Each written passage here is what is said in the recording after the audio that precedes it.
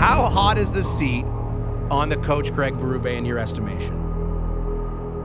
I mean, it's quite hot. I don't know if you've seen the news, it's just breaking now, but his assistant coach, Mark Savard, has been fired by the team. Obviously, under Savard's watch is the power play, and that's been, I'd say, one of the main issues that's led to where the Leafs record is right now. And, obviously, management is in a position where they don't want to fire Craig Berube. Toronto Maple Leafs made a move that no one inside the locker room could ignore. One coach was removed. Responsibility shifted fast. Numbers exposed a collapse that could not be defended. A power play fell to the bottom of the league, and patience ended quietly but firmly. This decision sent a message, and its real impact had only just begun to unfold. The Toronto Maple Leafs confirmed they have fired assistant coach Mark Savard during the middle of the regular season. The announcement followed a stretch of poor results and a sharp decline in special teams performance. Savard had been responsible for the team's power play, which ranked last in the National Hockey League at the time of the decision. Savard joined the Maple Leafs coaching staff in June 2024. He was hired as part of head coach Craig Berube's staff after Berube took over the team earlier that offseason. The hiring reunited Savard with Berube, as the two had previously worked together with the St. Louis Blues during the 2019-20 season. At the time, Savard was dismissed. The team was positioned near the bottom of the Eastern Conference standings and sat last in the Atlantic Division.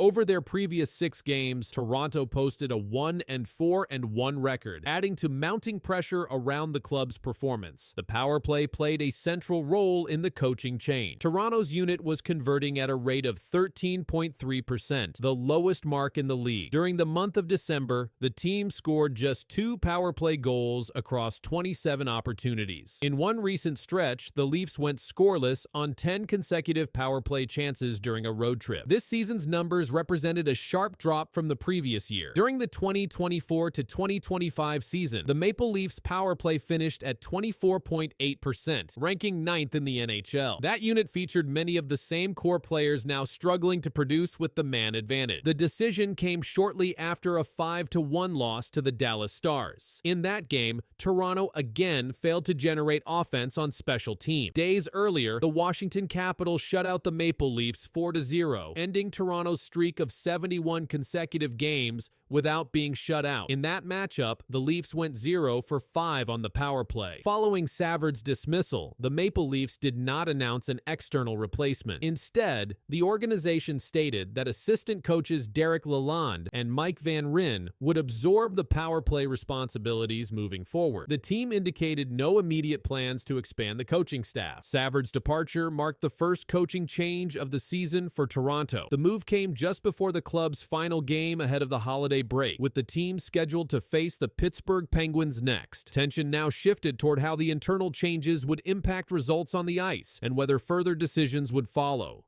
Mark Savard's firing closed a short but closely watched chapter in his coaching career. Before joining Toronto, Savard had stepped away from coaching in September 2020 to focus on family matters. His return with the Maple Leafs marked his first NHL coaching role since that departure. The organization assigned him responsibility for offensive structure and power play execution, areas that later became central to the decision to remove him. The team's struggles were not limited to one opponent or one road trip. Over a 6-game stretch in December, Toronto collected only 1 point in the standing. That run included losses by multiple goals and games in which the Maple Leafs failed to score more than once. During that span, the power play did not register consistent improvement. Head coach Craig Berube addressed the situation following recent losses, stating that the team's execution had not met required standards. While Berube did not publicly assign blame to any single individual, the coaching change indicated an internal shift in responsibility. Savard's role was directly tied to the unit producing the weakest results on the roster. After the decision, the Maple Leafs confirmed that Derek Lalonde and Mike Van Ryn would manage special teams duties moving forward. Lalonde previously worked with power play units during his coaching career, while Van Ryn remained responsible for defensive systems. The organization did not announce structural changes beyond the redistribution of duty. The timing of the move placed focus on the remaining schedule before the midseason break. Toronto entered its next matchup with a need to stabilize performance before falling further behind behind in the standing. The coaching staff now operated with fewer voices behind the bench and increased scrutiny on in-game adjustments. Savard's exit also followed a pattern seen across the league, where teams have made assistant-level changes rather than head coach moves during early or mid-season downturns. In Toronto's case, the decision underscored the importance placed on immediate results. With no external hire announced, attention remained on how quickly internal changes could affect outcomes, and whether the move would be the last adjustment made during a season already marked by instability.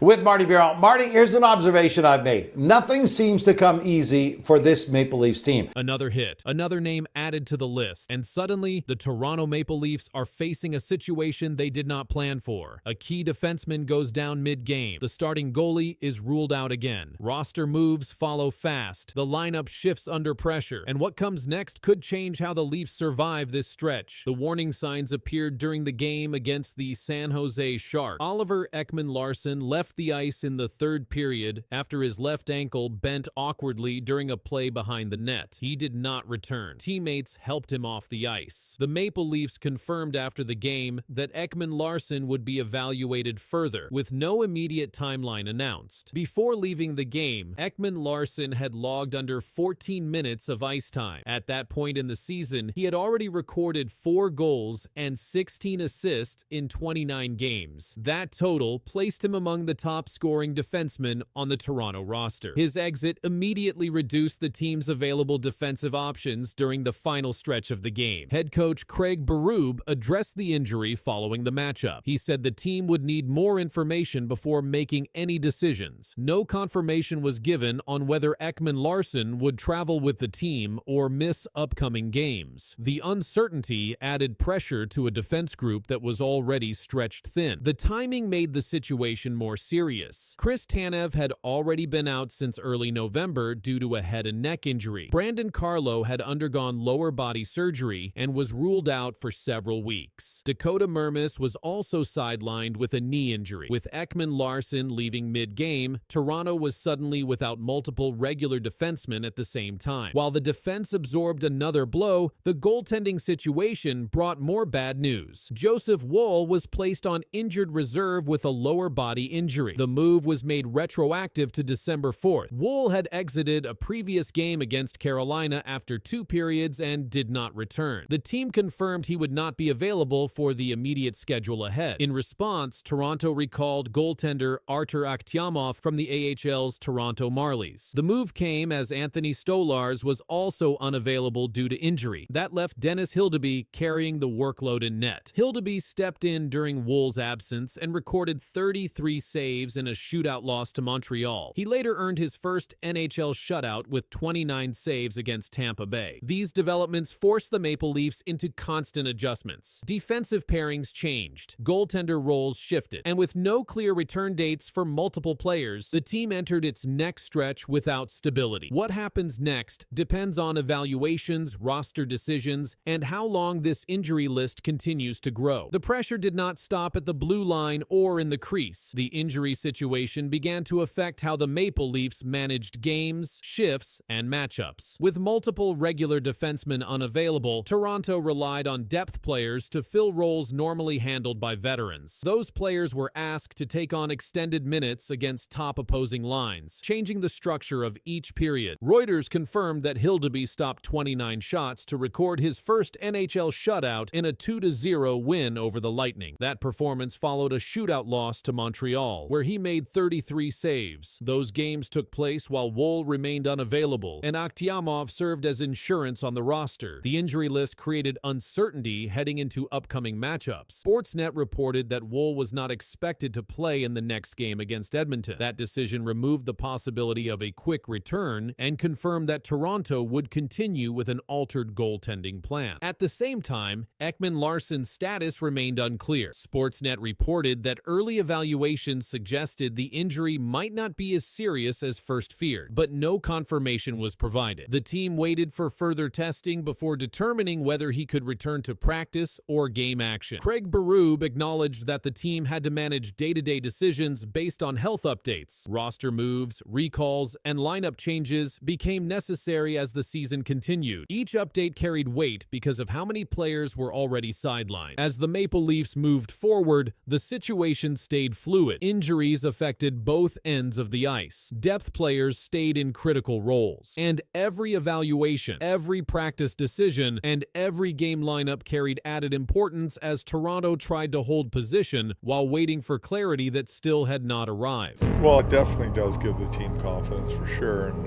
knowing that he's back there doing his job above and beyond, making the saves and giving us an opportunity to win a game. Kind of like just rubs, it just goes down the team and gives you more confidence to do things up the ice. Something changed inside the Toronto Maple Leafs locker room, and it hit faster than anyone expected. A team that looked stalled only weeks ago suddenly tore through 3 playoff teams on the road, stacking goals, silencing crowds, and shifting its entire identity. Craig Berube didn't just steady the room, he flipped it, and what happened next pushed the story even deeper. The Toronto Maple Leafs entered December in a far different position than where they stand now. Their November record of 6-6-2 showed a stretch filled with early losses and a brief losing streak that slowed their momentum. Pressure grew as the team slipped toward the lower end of the Eastern Conference standing. Yet within days, something inside the group shifted, and the change appeared in ways the scoreboard made clear. Toronto went on the road and defeated the Pittsburgh Penguins, the Florida Panthers, and the Carolina Hurricanes. Each of these teams held a playoff spot when the Leafs faced them. Toronto outscored these opponents 16-4 across the 3 games, leaving little space for doubt about the quality of their play. The wins came with control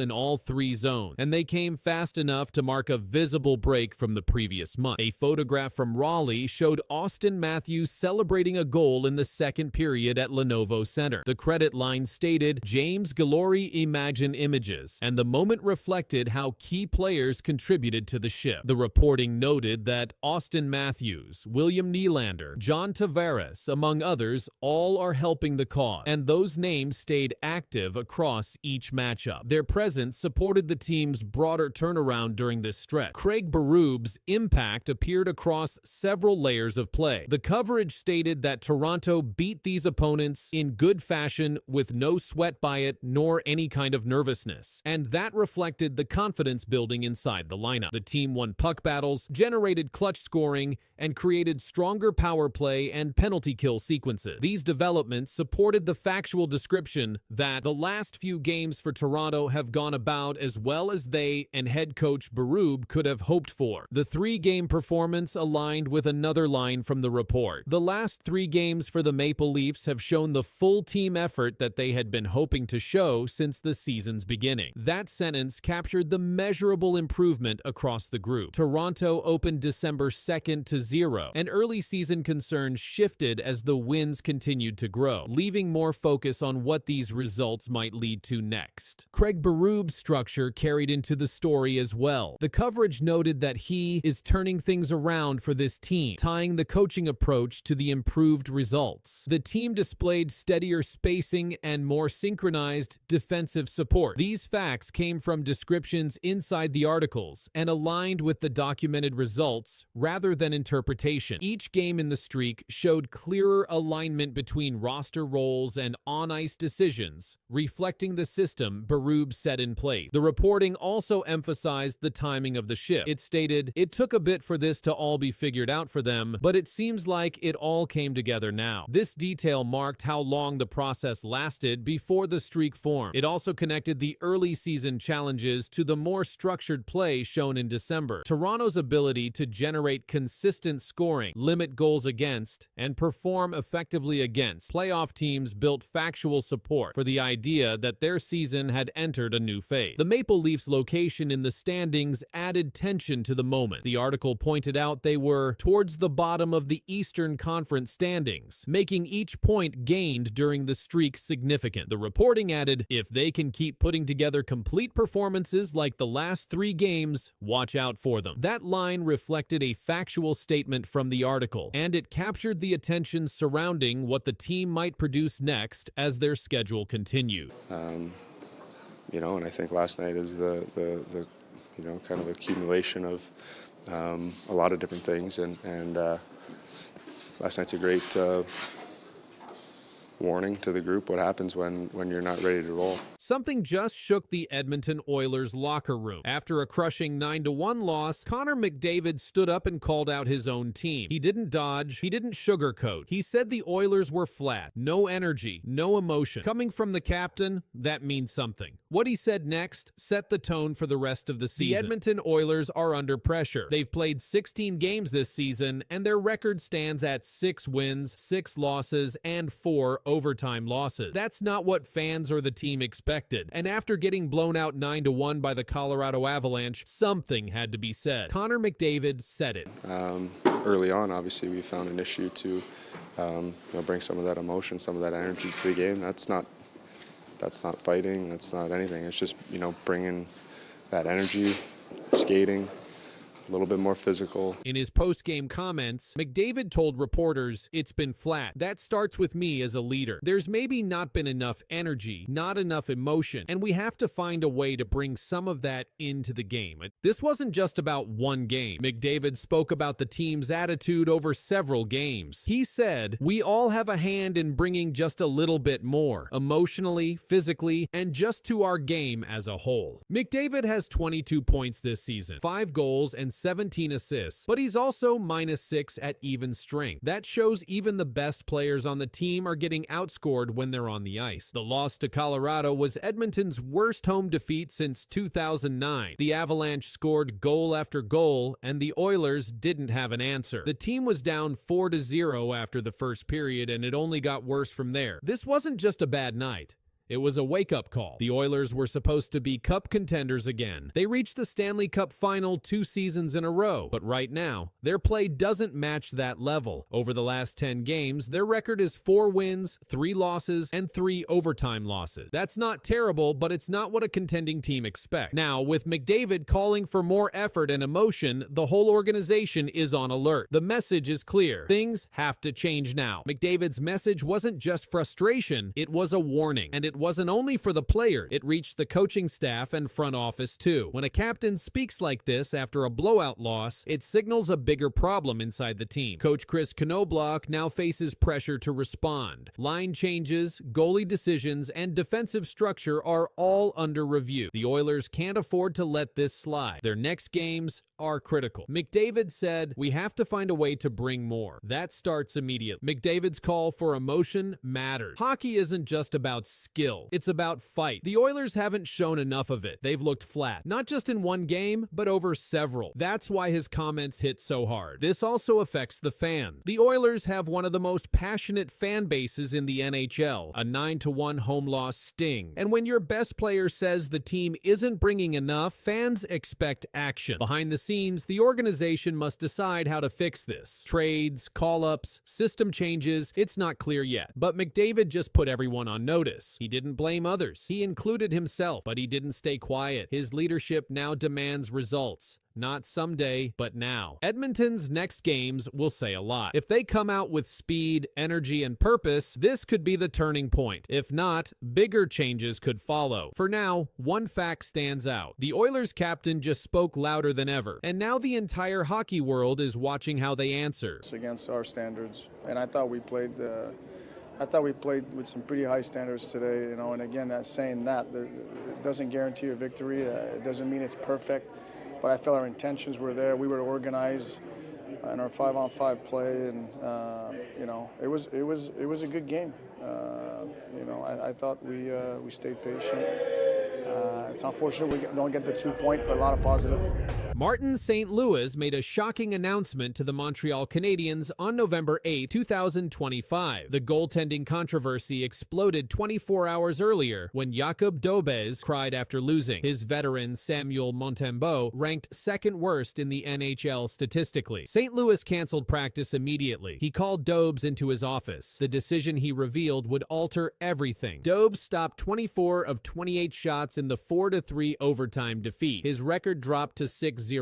The loss came when Jesper Bratt scored 93 seconds into overtime with a backhand shot through the 5-hole. Dobes took full responsibility for the team's first overtime loss of the season. "We played good enough to win, just not good enough from my side," Dobes told reporters after the game. "I don't know, just really hard. This is a tough one. Just sucks. It happened last year, it happened this year. Lose to those guys in OT. So just disappointed in myself, that's pretty much it." The emotional display shocked media members present. NHL.com reporter Mike Montreal witnessed the scene firsthand.